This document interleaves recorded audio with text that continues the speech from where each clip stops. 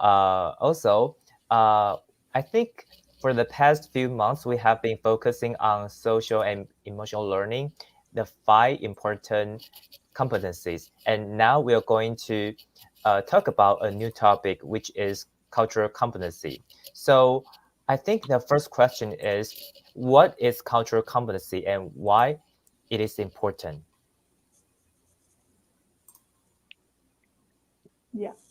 So cultural competencies is an array of various aspects of cultural understanding, or it includes cultural understanding, cultural sensitivity, cross-cultural communication, understanding and interacting with people from different cultural backgrounds than your own, understanding, recognizing your own cultural bias.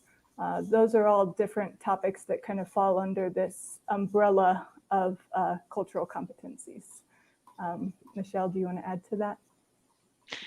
Yeah, so Genevieve explained it very well, so I'm going to use a metaphor to explain it. So if you are a fish in a fishbowl and you swim along, and you just think that the water you're swimming in is the water. In fact, you might not even recognize that it is water. So if another fish passes you by and says, "How's the water today?"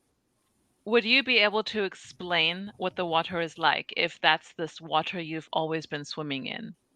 So this is the importance about cultural competency, to be able to have the tools to recognize, oh, this is water and this water is like this, and that water is like that.